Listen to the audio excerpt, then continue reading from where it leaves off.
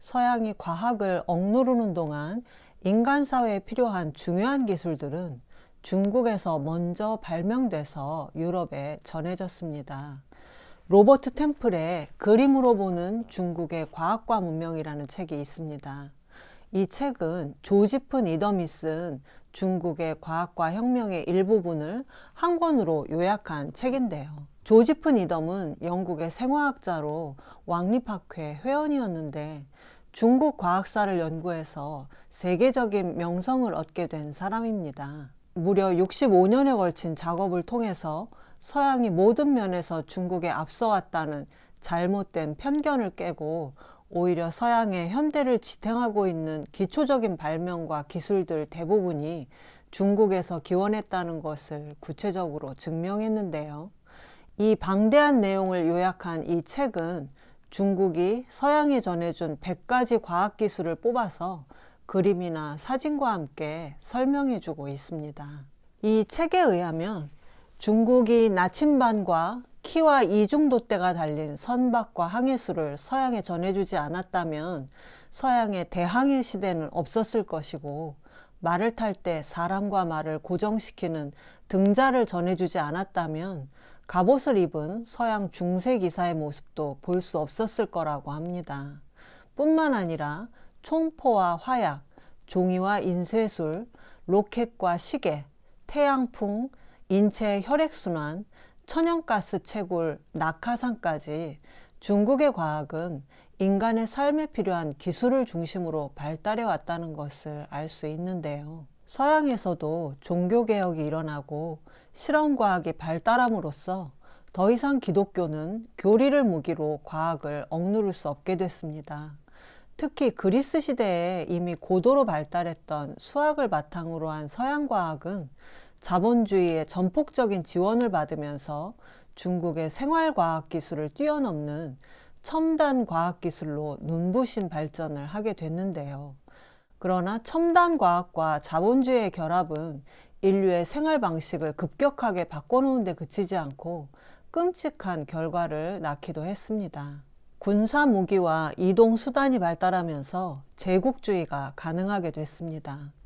세계를 무대로 자본시장을 개척한다는 명목으로 대포를 동원해 남의 나라 문을 두드리고 기회만 되면 식민 지배를 하려고 했는데요. 아시아에서 문호를 가장 일찍 개방한 일본이 서양을 그대로 흉내내서 아시아의 제국주의가 됐고, 조선을 식민지로 삼더니 중국과 동남아시아, 미국에까지 전쟁을 도발했죠. 그 결과 치명적인 대량 살상 무기인 미국의 핵폭탄이 민간인이 사는 일본의 도시를 폭격하기도 했습니다. 이제 전 세계는 지구를 몇 번이나 폭파시키고도 남을 엄청난 무기들을 보유하게 됐는데요. 인류가 과연 과학을 인간적이고 윤리적으로 사용하고 있다고 할 수 있을까요? 과학을 앞세우고 함께 발전해온 자본주의 시장경제 체제 또한 한정된 지구 자원을 마구 퍼다 쓰는 형태의 대량 생산, 대량 소비 사회를 만들었을 뿐만 아니라 결국에는 심각한 자본의 도덕적 해이를 불러왔습니다. 돈을 벌 수만 있다면 자국민을 상대로 사기도 칠 수 있는 것이 자본이라는 사실을 미국의 서브프라임 모기지 사태를 통해 알 수 있었는데요. 부실한 주택 대출을 묶어서 안전자산으로 둔갑시킨 다음 여기저기 투자처에 팔아넘겨서 폭탄 돌리기를 하다가 결국 터져서 일어난 미국의 서브프라임 모기지 사태는 전 세계 금융위기로 확산되기도 했는데요.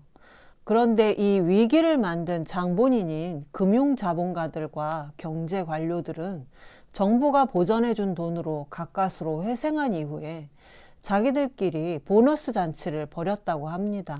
바로 이유는 사유화하고 손실은 사회화한다. 돈은 자기들이 벌고 손해는 국민이 감당하게 하는 방법이었는데요. 자본을 굴리는 사람들이 이렇게 윤리의식이 없다는 것을 알게 한 사건이었습니다. 그런데 애초에 첨단 과학과 자본주의 자체에는 윤리의식이 개입할 여지가 없습니다. 자본주의 하에서는 과학 역시 이윤을 최고 목표로 할 수밖에 없기 때문인데요. 이런 과학과 자본주의에 인류의 미래를 맡길 수 있나 하는 의문이 듭니다. 선진국일수록 자원 소비가 많다고 하는데 13억 중국인이 모두 미국인처럼 산다면 어떻게 될까요? 아프리카가 미국처럼 물을 낭비하고 쓰레기를 배출하는 나라로 개발된다면 어떻겠습니까? 전 세계가 미국처럼 살려면 지구가 4개가 필요하다는 연구 결과도 있는데요. 후진국들의 개발을 막는 것이 가능할까요? 과학저널 네이처지는 2200년이면 양서류의 41%, 조류의 13%, 포유류의 25%가 멸종할 거라고 경고했습니다. 지구상에 생물이 출현한 이후 총 5번의 대멸종이 있었는데 지금 인간 때문에 6번째 대멸종을 겪고 있는 중이라고 합니다. 이대로 과학과 자본주의를 제어하지 못한다면 인류가 멸망할 수도 있다는 건데요. 과학과 자본주의에 입힐 강력한 윤리의 옷이 필요해 보입니다. 기독교가 그걸 할 수 있을까요? 자본주의 초기에는 기독교 청교도주의가 있었지만 결국 더 큰 부를 창출해서 하나님께 영광을 돌린다는 논리에 밀려서 지금은 거의 사라졌습니다. 기독교 윤리는 이제 개인적인 신앙의 영역에만 머무르고 있는데요.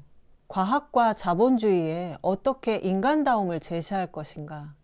어떻게 과도한 생산과 과도한 소비를 멈추게 할 것인가?